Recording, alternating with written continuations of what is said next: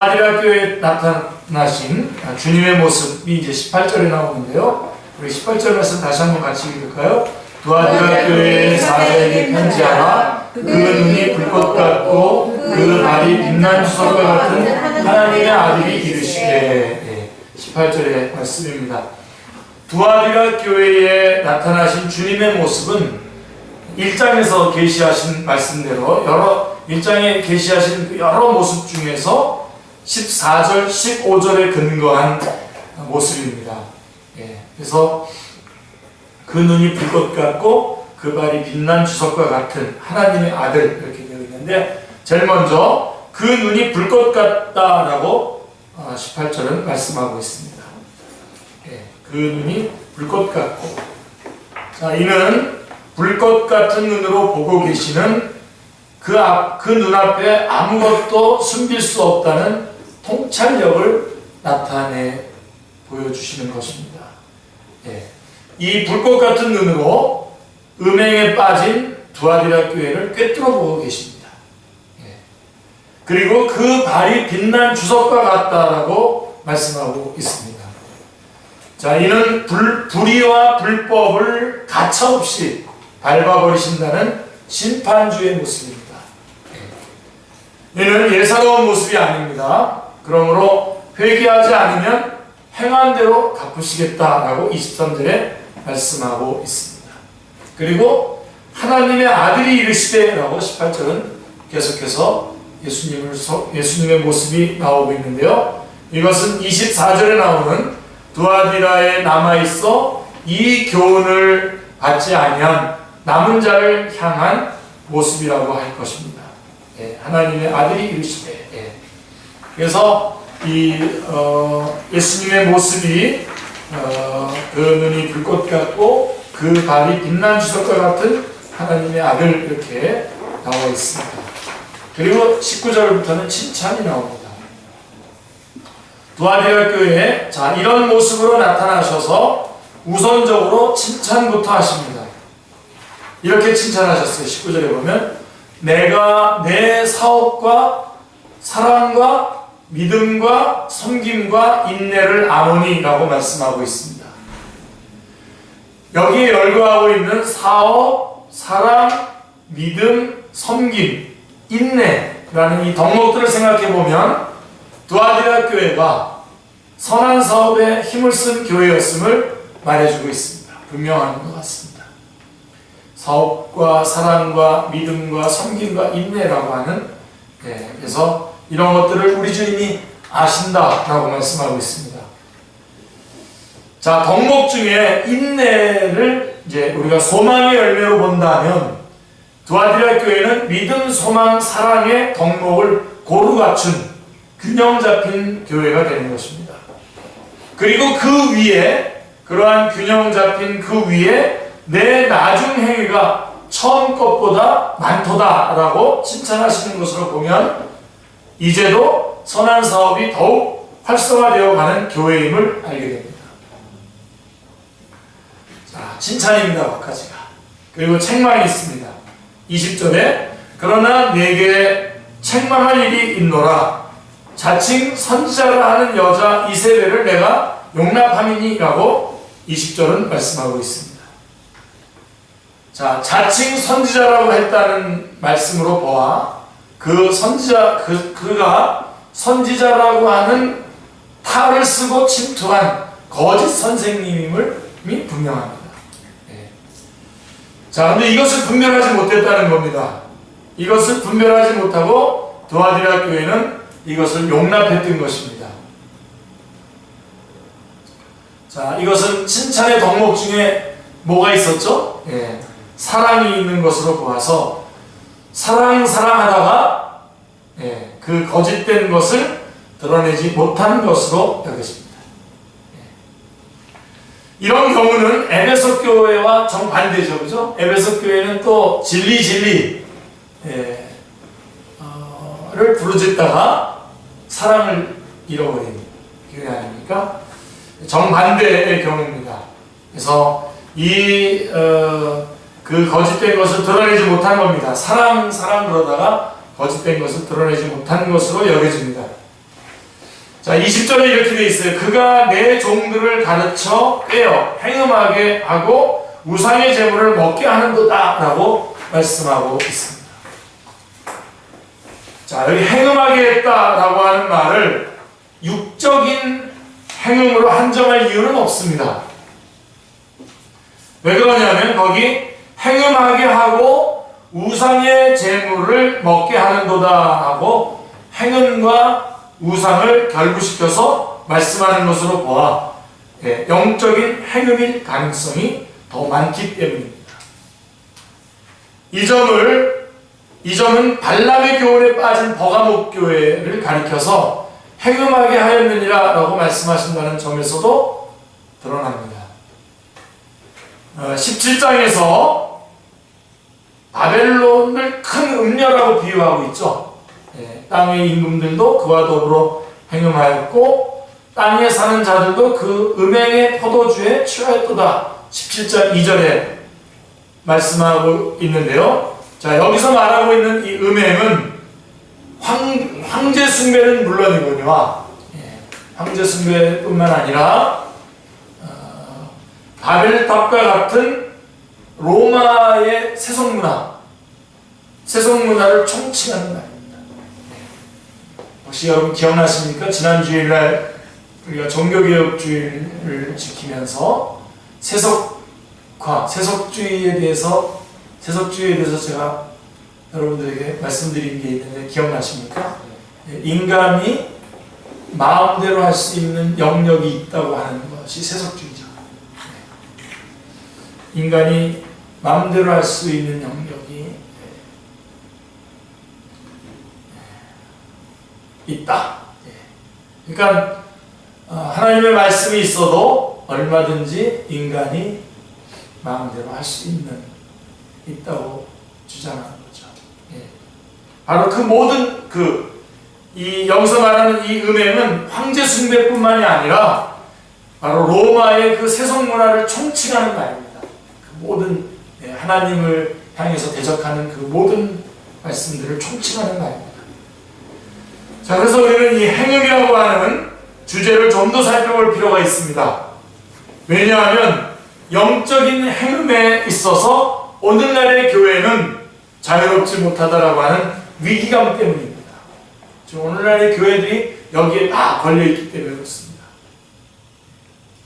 초대교회의 심각한 문제 중에 하나가 뭡니까? 초대교회의 가장 심각한 문제가 뭡니까? 교회에 침투한 이단 사상들이었습니다. 그러므로 대부분의 서신서들은 바로 이 거짓 교사들을 경계하기 위해서 보내졌던 말씀들인 것입니다. 그래서 서신서의 기록 목적이 뭐냐면 뒷부분에 마태마가 누가 요한복음 그 다음에 사도행전까지 역사서가 나온 다음에 서신서들이 쭉 21권의 서신서가 쭉 나오지 않습니까? 신약에 그 서신서들의 가장 중요한 그 기록 목적이 뭐냐면 바로 이렇게 이단에 빠지지 않도록 거짓 교훈에 빠지지 않도록 경계하기 위해서 주신 말씀인 것입니다. 그래서 사도 바울은 고린도후서 11장 20절에서 이렇게 말씀했어요. 같이 읽겠습니다. 누가 너희를 종으로 삼거나 잡아먹거나 빼앗거나 스스로 높이거나 뺨을 칠지라도 너희가 용납하는도다. 자, 누가 너희를 종으로 삼거나 잡아먹거나 빼앗거나 스스로 높이거나 뺨을 칠지라도 너희가 용납하는도다 라고 책망을 하고 있습니다. 사도 바울은. 여러분, 이건 문자적으로 성도들을 잡아먹고 뺨을 쳤다는 말이 아니라 영적으로 그렇게 했다는 것입니다. 그런데도 용납을 하더라는 것이죠. 그래서 갈라디아서 2장 4절 말씀에도 보시면요, 같이요. 이는 가만히 들어온 거짓 형제들 때문이라. 그들이 가만히 들어온 것은 그리스도 예수 안에서 우리가 가진 자유를 엿보고 우리를 종으로 삼고자 함이로되 라고 말씀하고 있습니다. 경계하고 있는 것입니다. 이거는 바울만 그렇게 말하는 것이 아니라 사도 베드로 사도도 베드로후서 2장 1절에서 이렇게 말했어요. 같이요. 그러나 백성 가운데 또한 거짓 선지자들이 일어났었나니 이와 같이 너희 중에도 거짓 선생들이 있으리라. 그들은 멸망하게 할 이단을 가만히 끌어들여 자기들을 사신 줄을 부인하고 임박한 멸망을 스스로 취하는 자들이라 라고 말씀하고 있습니다. 거짓 선생들, 거짓 선지자들이 일어났고 너희 중에도 거짓 선생들이 있으리라. 그들은 멸망하게 할 이단을 가만히 끌어들여서 자기들을 사신 줄을 부인하고 임박한 멸망을 스스로 취하는 자들이라고 말씀하고 있습니다. 유다서에도 나옵니다. 유다서 1장 3절 4절에 보십시오. 같이요. 사랑하는 자들아, 우리가 일반으로 받은 구원에 관하여 내가 너희에게 편지하려는 생각이 간절하던 차에 성도에게 단문해 주신 믿음의 도를 위하여 힘써 싸우라는 편지로 너희를 권하여야 할 필요를 느꼈노니 이는 가만히 들어온 사람 몇이 있습니다. 그래서 아주 긴급한 상황임을 말씀하고 있는 것입니다. 자, 이단 사상의 가장 중요한 그 이단 사상에서 우리가 조심해야 될 것이 뭐냐면 가만히 들어오는 것이 특징입니다.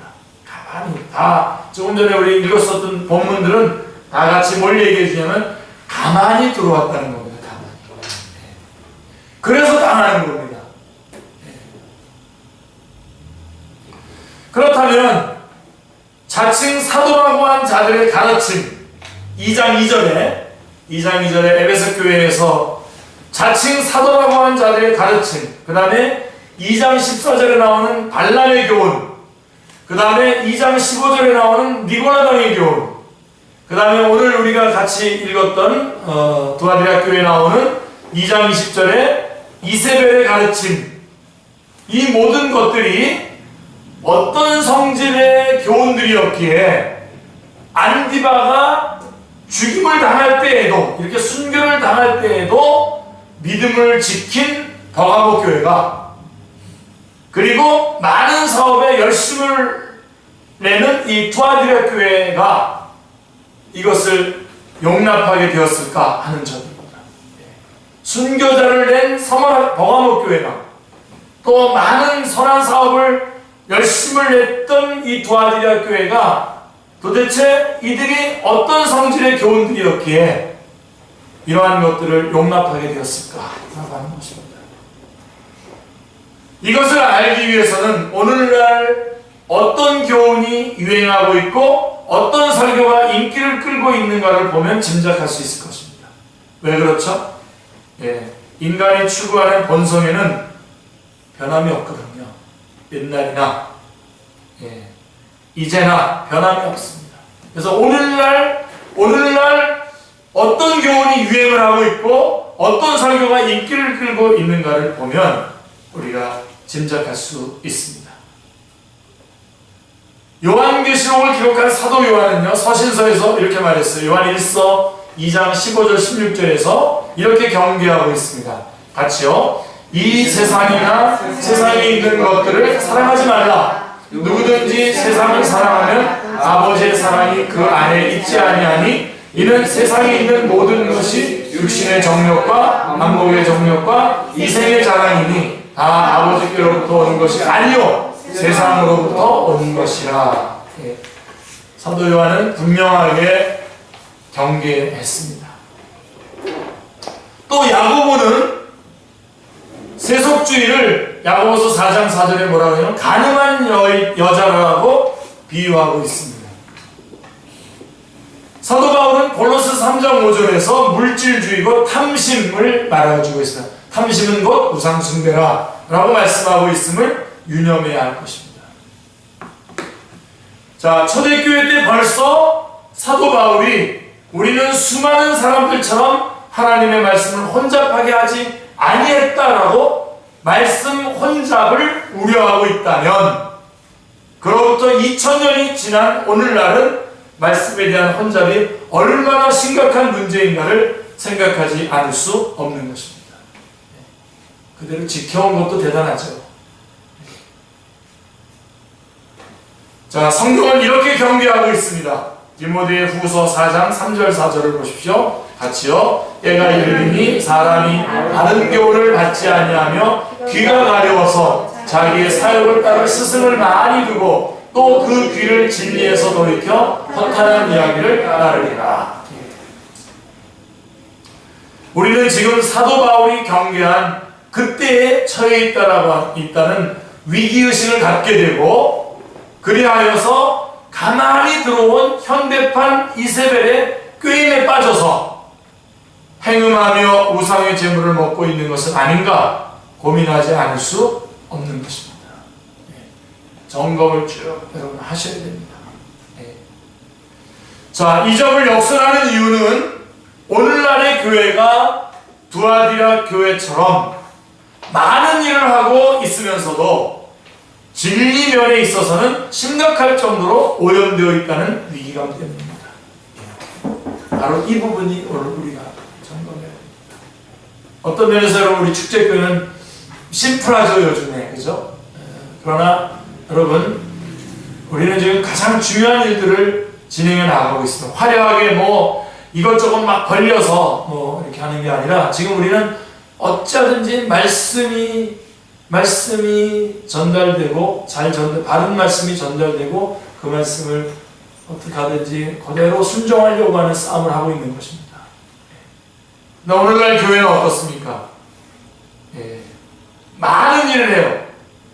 많은 일을 하고 있어요. 뭐 무슨 재단을 만들어서 뭐 하기도 하고, 뭐 요새는 무슨 기업이죠? 사회적 기업? 뭐 그런 기업 같은 거, 그런 것들을 교회들이 또 감당도 하기도 하고, 뭐 굉장히 많은 일들을 합니다. 치유센터를 하고, 뭐 그다음에 힐링 뭐 해가지고 굉장히 많은 것들이 지금 하고 있습니다. 그런데 진리면에 있어서 하나님의 말씀이 선포되고 진리에 관한 한 심각할 정도로 오염되어 있다는 위기감이 있습니다.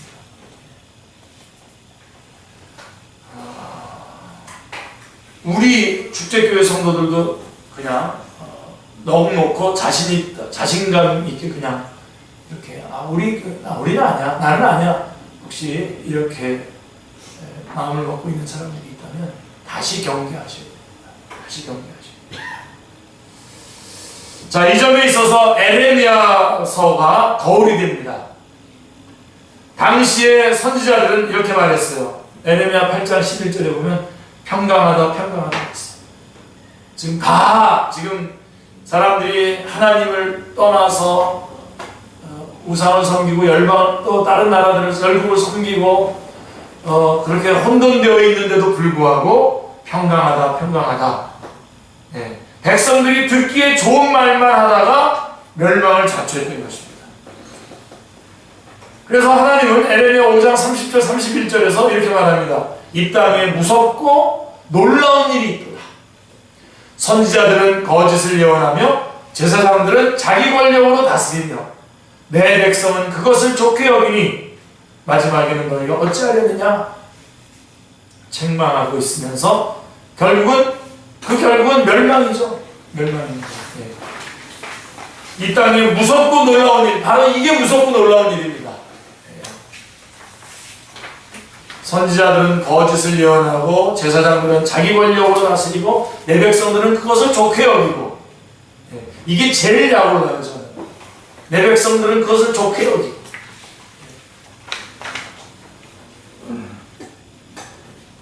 그러니 마지막에는 너희가 어찌하려냐 이렇게 책망하고 있습니다.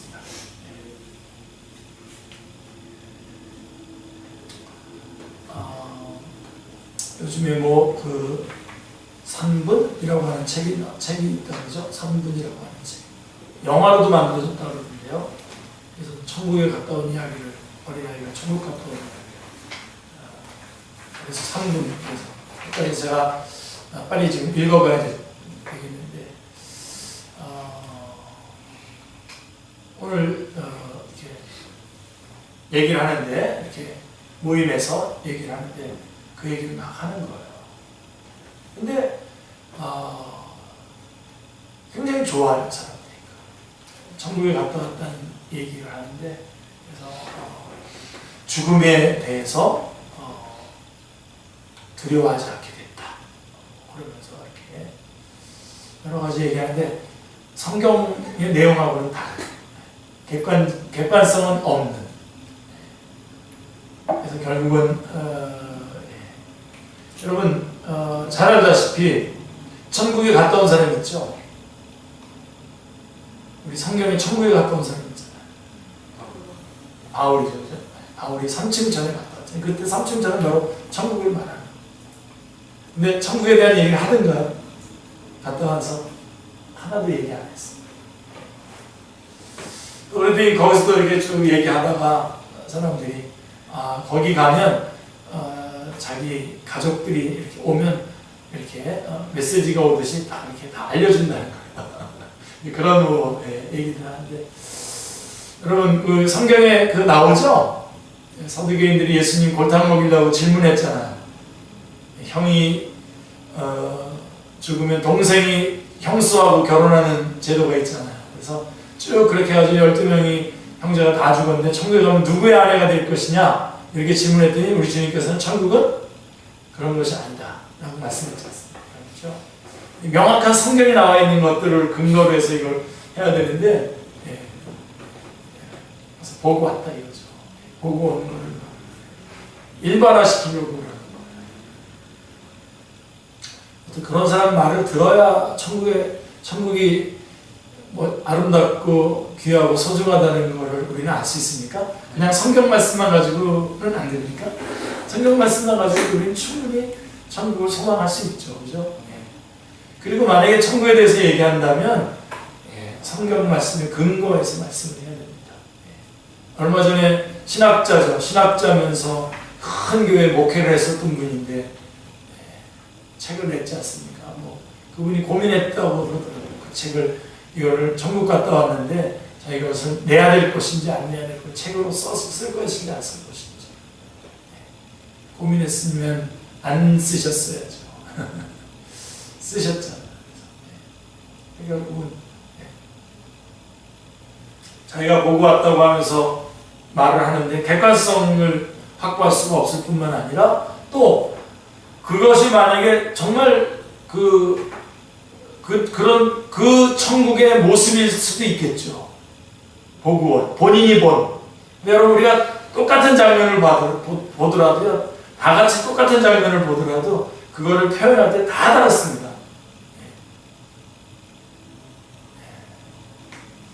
그래서 여러분 제가 우리 그리스도인들이 이제 뭐 축구 선수나 이런 사람들이 골을 넣고 나서 이렇게 세레모니하고 기독교적인 세레모니하고 그러는 것이 뭐 좋은 면도 있습니다. 그래서 주님을 드러내는 면도 있지만 한편으로는 기독교가 아주 입체적이고 굉장히 통전적이고 풍성한 기독교의 모습이 있는데 바로 그 모습으로 딱 기독교의 모습을 귀결시킬 수 있는 그런 위험도 오히려 있다는 사실을 여러분들 꼭 기억을 하셔야 됩니다. 그래서 무슨 어떤 연예인이 예수 믿어 그 사람이 그리스도인이래 그러면서 막 이렇게 그렇게 얘기하는데 그 연예인 뭐 매니저 되는 사람 말 들어보면 매일 술 퍼먹고 그런다 그래요. 왜냐하면 그렇게 이런 것이 근데 사람들은 그런 걸 좋아해요. 그 다음에 또 한때 여러분 한 분 목사님 거의 코미디언까지 그래서 일반 방송에까지 나올 정도로 막 얼마나 인기입니까, 그죠? 근데 거기 뭐가 있습니까 그 안에? 그냥 그 아까웠고 그 귀중한 시간들을 그런 말씀들을 하는데 그 다음에 또 인간의 문제에서부터 출발을 해가지고 인간의 문제를 해결해 준다고 하는 그런 메시지들이 지금 대세를 이루고 있는 것입니다. 여러분 신앙생활을 해보시면 알겠지만 하나님께서 잠시 우리가 때를 쓰면 우리가 땡깡을 쓰면 들어주죠. 하나님께서 들어주죠. 근데 여러분 시편 106편 15절 말씀 여러분 아시죠? 그가 우리가 구한 것을 주셨을지라도 오히려 그 영혼을 패리하게 하셨다. 오히려 그러니까 우리는 그때 그런 것들을 막 요구하고 그리고 당당하고 당연한 것처럼 여러분 그게 아니죠. 주님의 뜻이 무엇인지 일단 그래서 여러분 하나님의 말씀의 깊은 곳까지 여러분들이 쭉 들어가셔야 됩니다. 그래서 그쪽으로 여러분 오십시오. 여러분에게 듣기 힘들고 어떨 때는 여러분들이 참 움직이 불편하더라도 여러분 하나님이 하나님이시지 않습니까? 하나님이 하나님이시기 때문에 우리가 하나님에게 맞춰야죠. 그러려면 우리 인간 쪽에서는 순종입니다. 순종. 그래서 여러분 로마서 1장 5절에 보면 그 이름을 위하여 믿어 순종케 하나니라고 이렇게 말씀하고 있어요. 복음은 순종의 복음. 하나님의 말씀이 우리에게 전해지면 우리는 그 말씀을 받고 순종하고 헌신하고 섬기는 쪽으로 가는 것이지, 이제 여태까지 살던 삶을 그대로 사는데 이제 예수님 믿었으니까 이제 더 뭔가를 더 풍성하게 이제껏 살던 것을 더 풍성하게 누리고 더 마음껏 누리고 더 마음껏 차지하고 하는 그런 거가 아니라는 것입니다. 망가져 있는 거 아니에요 지금. 망가져 있는데 지금 구원을 받은 거 아니에요. 그러니까 이제는 구원받았으니까 이제 정상으로 돌아와야죠. 여러분 정상으로 있던 사람이 예수님 믿어서 복 받는 것이 아니라 망가진 것이 예수님 믿어서 정상으로 가는 겁니다. 그렇기 때문에 우리는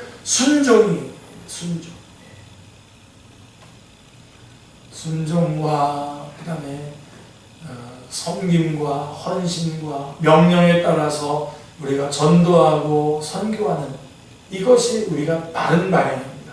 그래서 이것을 위해서라면 우리가 먼저 그의 나라와 그의 의를 구하는 것이죠.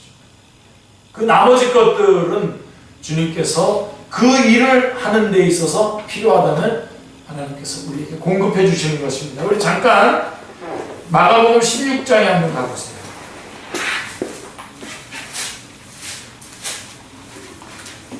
마가복음 16장에 가보시면 이러한 아주 귀중한 말씀이 나와 있습니다. 마가복음 16장 15절부터 제가 읽어드릴게요. 또 이르시되 너희는 온 천하에 다니며 만민에게 복음을 전파하라. 믿고 세례를 받는 사람은 구원을 얻을 것이요 믿지 않는 사람은 정죄를 받으리라. 믿는 자들에게는 이런 표적이 따르리니 곧 그들이 내 이름으로 귀신을 쫓아내며 새 방언을 말하며 뱀을 집어 올리며 무슨 독을 마실지라도 해를 받지 아니하며 병든 사람에게 손을 얹은즉 나으리라 하시더라. 어마어마한 기적입니다. 믿는 자들에게는 이런 표적이 따르니 곧 그들이 내 이름으로 귀신을 쫓아내고 새 방언을 말하고 뱀을 집어 올리고 무슨 독을 마셔도 해를 받지 않고 병든 사람에게 손을 얹으면 병든 사람의 병이 낫습니다. 그런데 어떨 때 그렇다고요? 어떨 때? 15절이 더 중요해요. 15절의 전제가. 너희는 온 천하에 다니며 만민에게 복음을 전파. 복음을 전파하는 그 길에 내가 복음을 전하고 있는 그 길에서 이런 일들을 만날 때 이러한 기적들이 일어난다는 것입니다. 그냥 가만히 있다가 사람들 앞에서 여러분 이거 독약입니다. 자 제가 이 독약 한번 마셔보겠습니다. 자 그래도 저 안 죽습니다. 그러면 그게 마지막 말이에요. 그 사람 마시면 죽어요. 지금 우리가 지금 싸우고 있는 게 바로 그겁니다. 그러니까 우리는 지금 교회가 둘이라고 그랬죠. 두 개의 교회로 나눠진다 그랬죠. 이 땅에서 지상에 전투하는 교회, 천상에 안식하는 교회인데 벌써 다 안식하고 있는 거예요. 어떻게 하면 안식하고 편안하고 쉽게 살아갈 것인가. 여러분 옆에서는 우리 영혼들이 죽어가고 있는데요. 그리고 우리 주님은 모든 족속으로 제자를 삼아 아버지와 아들과 성령의 이름으로 세례를 주라고 지금 유언으로 우리에게 이 복음을 전할 것을 말씀하고 있는데 우리는 다 외면한 채 나 자신이 얼마나 편안하면 될까? 나 자신의 안위를 위해서 안위를 추구하고 있는 것이죠. 그러니까 그 사람들이 더 많으니까 그러지 말고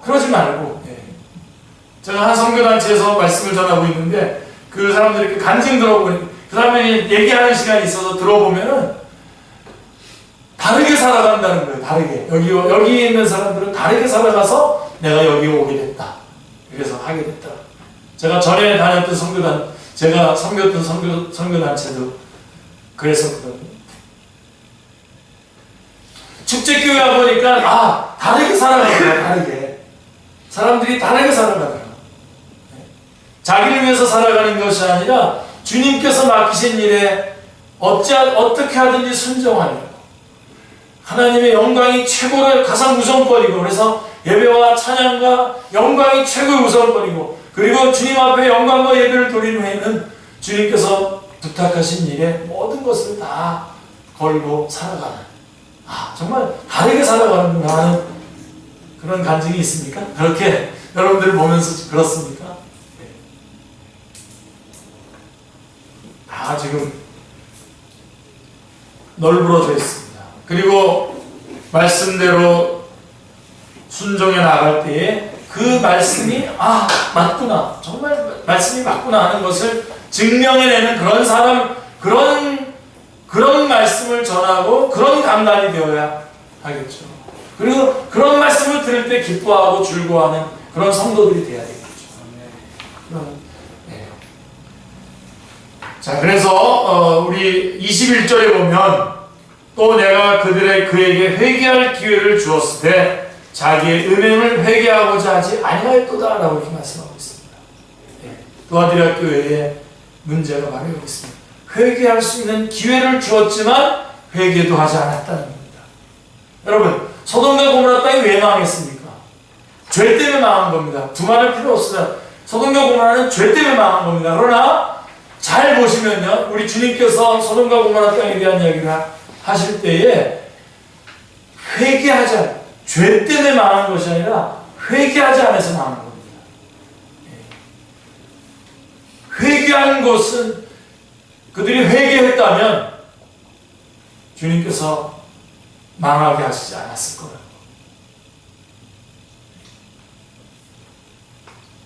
우리는 여러분 죄를 짓지 말아야 됩니다. 그래서 하나님 앞에 영광을 돌려야 되는데, 죄를 지었다고 하더라도 바로 회개함으로써 다시 한번 하나님 앞에 영광을 돌릴 수 있는 것입니다. 그래서 죄와 피 흘리기에 싸우십시오. 그러나 우리가 이 땅에 살아가는 한계 가운데에 우리가 죄에 빠지게 될 때가 있습니다. 그러나 그때에도 우리는 즉각적으로 회개하는 거죠. 만일 우리가 우리 죄를 자백하면 저는 기쁘시고 오로서 우리 죄를 사하시며 모든 무리에서 우리를 깨끗게 하실 것이라고 말씀하고 있습니다. 그래서 회개하면 되는데, 이 두아디라 교회 같은 경우는 회개할 기회를 주었을 때 회개하지 않았다. 이것은 여러분 윤리적인 죄를 범한 자의 특성이라기보다는 이단 사상을 가진 자들에게서 나타나는 특성인 것입니다. 다 말해주고 설득을 해도 돌아오지 않습니다. 다시 그곳에 머뭅니다. 그래서 사도 바울은 이렇게 말했어요. 디도서 3장 10절에 보면 이단에 속한 사람을 한두 번 훈계한 후에 권리하라, 이렇게 말씀하고 있습니다.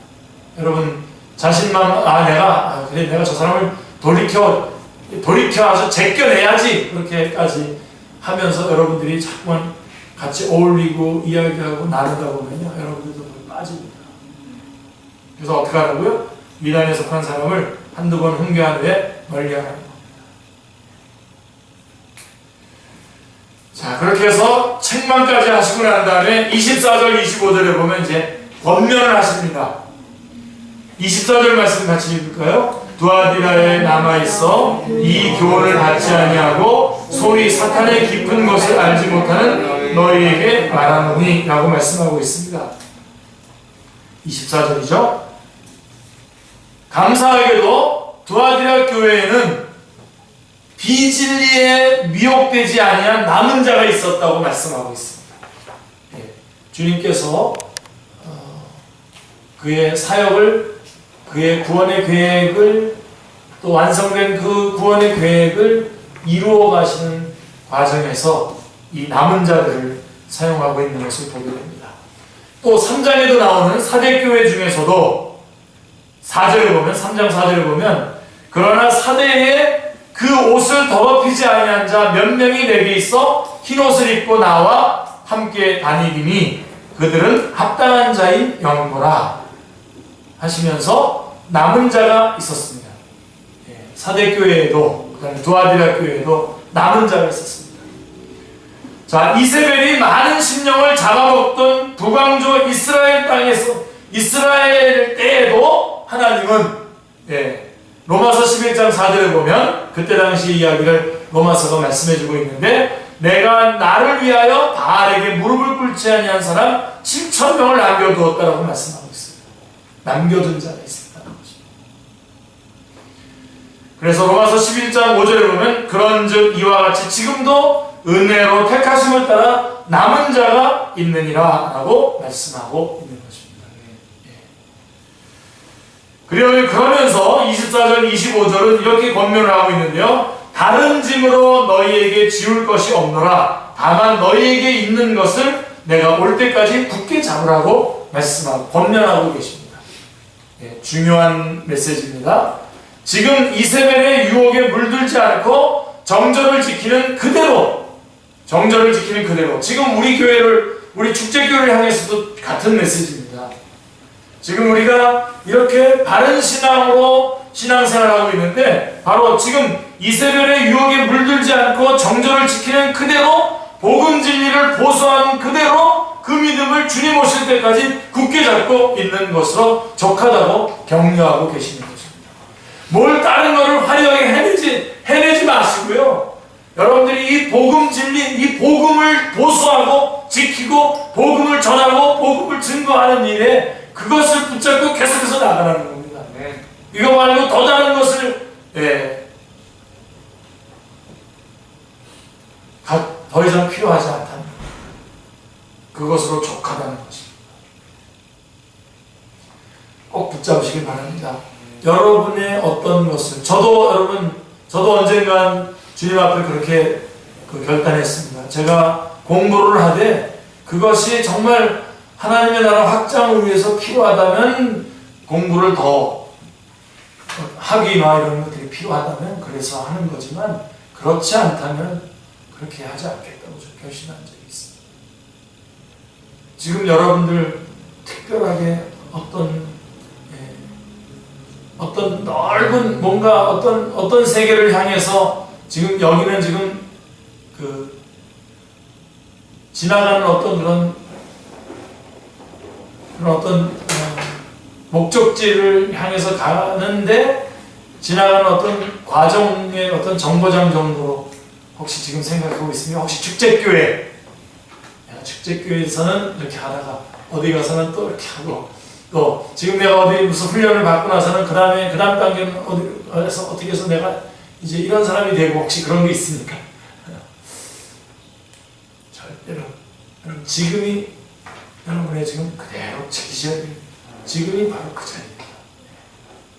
이대로 지금 주님이 부르시더라도 조금의 후회도 없이 조금의 안타까움도 없이 아멘 주 예수여 어서 오시옵소서 하고서 주님을 맞이할 수 있어야 됩니다. 그렇게 사셔야 됩니다. 혹시 내가 이제 몇 년이 더 지나면 더 유명해지고 그 다음에 또 뭐 더 이런 큰일도 맞고 혹시 그렇게 그거는 여러분 주님께서 알아서 인도하시는 겁니다. 주님께서 알아서 인도하시는 겁니다.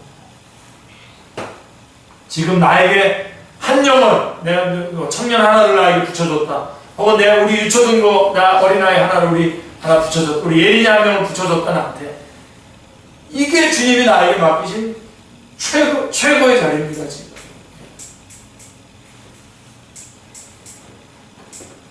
그대로가 족하다고 주님은 격려하고 계시는 것입니다.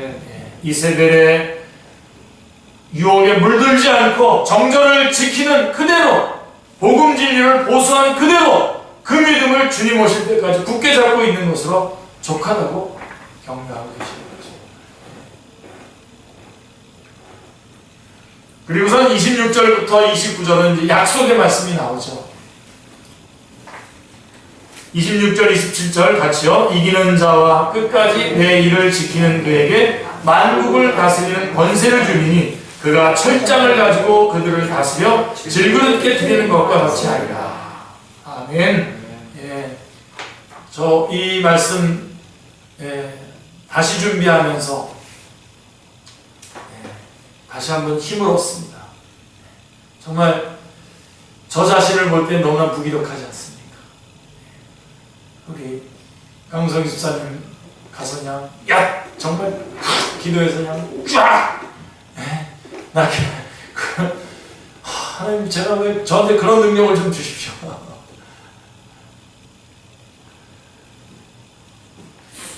근데요 이 말씀 보면서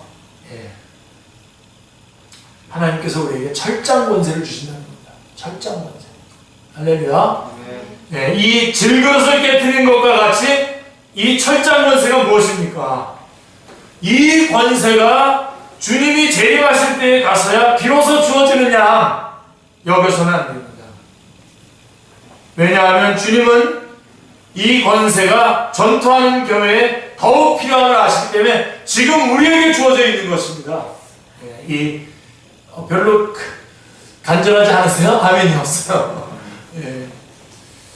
13장을 보시면요 사탄으로 상징된 용이 나오지 않습니까? 용이 자기의 능력과 보좌와 큰 권세를 그 바다에게 그에게 이 용이 이제 바다에서 올라온 짐승에게 줍니다. 바다에서 올라온 짐승이 적그리스도지 않습니까? 그에게 이 권세를 주었더라 라고 말씀하고 있어요. 13장 2절에 자 이것은 주님께서 아버지께 받은 권세를 교회에게 위임하셔서 싸우게 하시는 것에 대한 모방입니다. 교회가 이 권세를 받아가지고 질그릇 깨트리는 철장 권세를 받아가지고 그들을 다스려 질그릇 깨트리는 것과 같이 정복해 나가야 함은 지금 오늘 우리에게 필요한 지금 우리가 수행해야 될 전쟁인 것입니다. 그것을 두아디라 교회를 통해서 오늘 우리에게 주시는 말씀입니다. 철장 권세를 주십니다. 생각해 보십시오. 만약에 초대교회에 이 철장 권세가 주어지지 않았다면 약하고 천하고 멸시받고 없는 것들인 고린도전서 4장 10절에 보면 그렇게 없는 것들인 소수의 무리들에 의해서 예루살렘으로부터 시작된 복음이 어떻게 온 세계에 전파될 수 있었겠습니까? 또 사도 바울에게 이 권세가 주어지지 않았다면 그가 어떻게 예루살렘으로부터 두루 행하여 일루리곤까지 그리스도의 복음을 편만하게 전할 수 있었겠습니까? 이 권세가 주어지지 않았다면 지금도 오늘 우리에게 이 축제교회뿐만 아니라 우리 한 사람 한 사람에게 이 권세가 주어져 있음을 여러분들이 절대로 놓치지 마시기를 주님의 이름으로 축원합니다. 꼭 붙잡기를 바랍니다. 사도 바울은 자신이 수행한 선한 싸움이 오직 어떤 견고한 진도 무너뜨리는 하나님의 능력이라고 분명히 말씀하고 있습니다. 어떠한 복음을 향해서 대적하는 어떠한 이론도 다 박살내는 그러한 철장 권세를 주님께서 우리에게 주신 것입니다. 사도 바울은 철장을 가지고 질그릇 깨트리는 것과 같이 비진리의 세력들을 부수며 복음으로 정복해 나갔던 것입니다. 이 권세만이 아니라 생명수샘과 만나 이 권세, 철장 권세, 생명수샘, 만나 이스라엘 백성들에게 광야에서 이런 것들이 주어졌듯이 광야를 통과하고 있는 하나님의 백성들에게 있어서는 지금이 더욱 필요한 것입니다. 이 철장 권세. 우리 주님도 이렇게 말씀하셨어요. 27절에서 나도 내 아버지께 받은 것이 그러하니라 라고 말씀하고 있습니다. 하늘과 땅의 모든 권세를 내게 주셨으니 여러분 너희는 Great Commission이라고 하죠. 이 대명령 마태복음 28장 19절 20절에 대명령을 할 때 그 앞에 뭐가 더 전제되는지 아세요? 하늘과 땅에 있는 모든 권세를 내게 주셨으니 너희는 가서 모든 족속으로 제자를 삼아 아버지와 하늘과 성령의 이름으로 세례를 주라 하는 이 말씀이 같이 연결되어 있는 겁니다. 나도 내 아버지께 그렇게 했다는 거예요. 이게 시편 2편 9절에 나오는데요. 내가 철장으로 그들을 깨뜨리며 질그릇같이 부수리라 하신 메시아 예언을 염두에 두고 하신 말씀이니 분명합니다. 이 권세는 심판에 주로 재림하실 때에 받아가지고 오시는 심판의 권세만이 아니라 더욱 초림 때에 주어진 복음의 권세였던 것입니다. 할렐루야. 자, 복음의 권세, 심판의 권세 어느 게 더 센 겁니까, 여러분? 예? 주님은 이 권세를 가지고 십자가로 승리하셨습니다. 우리도 십자가로 승리할 것입니다. 할렐루야. 자, 모든 오해는 어디서부터 오냐면 여러분들이 다시 한번 이 오해를 푸셔야 되는데요. 이미 여러분 다 제가 보니까 우리 축제교 성도들 이 오해를 풀고 계세요. 분명히 풀고 계신데 다시 한번 정리해봐요. 모든 오해는 주님께서 죽으시고 다시 사심으로 성취해서 주신 이 십자가의 승리를 최후 심판의 승리보다 열등한 것으로 여기는 데에서 모든 오해들이 나타나는 거예요. 그래서 뭔가를 더 구원받고 생명을 얻고 영생을 얻고 천국 가는 이것 말고 뭔가를 더 내가 가지고 있어야 되는 것처럼 더 어떤 또 다른 승리를 경험해야 되는 것처럼 여러분 우리는 이미 최고의 승리를 거머쥐었고 누리고 있을 뿐만 아니라 이 최고의 승리를 가진 이 권세를 우리가 가지고 있는 것입니다. 복음의 철장 권세를 우리가 가지고 있는 것입니다. 아멘. 절대로 최후 심판의 승리보다도 열등한 것이 아닙니다. 천하 만민을 구원하신 것은 십자가의 승리로 말미암은 것이지 최후 심판이 아닌 것입니다. 주님은 이 권세를 교회에다가 위임했습니다. 이 권세를 이 교회에다가 주리니 음부의 권세가 이기지 못하리라. 이런 엄청난 권세를 20절에 보시면 내 종들을 가르쳐 꿰어 행음하게 하고 우상의 제물을 먹게 하는도다 라고 하신 두아디라 교회에 주신 의도가 무엇입니까? 주님은 두아디라 교회에 남아있는 자들에게 이 권세를 가지고 이세벨이 퍼뜨리고 있는 비진리의 세력과 맞서서 질그릇 깨뜨리는 것과 같이 하라고 격려하고 계시는 셈인 것입니다. 우리 주님은 내가 또 그에게 새벽별을 주리라고 했어요. 28절에 새벽별을 주리라. 뭡니까 이 새벽별이? 자, 이 새벽별은 22장 요한계시록 22장 16절에서 나는 다윗의 뿌리요 자손이니 곧 광명한 새벽별이라 라고 하신 말씀에 근거하여 이 새벽별은 뭘 말하는 겁니까? 누굴 말하는 겁니까? 예, 주님 자신을 말씀하시는 것입니다. 결국은 우리에게 뭘 주신다고요? 주님 자신을 주시는 겁니다. 주님 자신. 여러분 이거 말고 더 다른 게 필요합니까 혹시? 예. 현실적으로는 돈이 필요하죠. 돈이 아니요 여러분. 주님이 우리에게 가장 필요한 존재입니다. 그리고 우리에게 주님을 주시겠다는 것입니다. 여러분 이것보다 더 귀한 것이 또 어디에 있습니까? 할렐루야.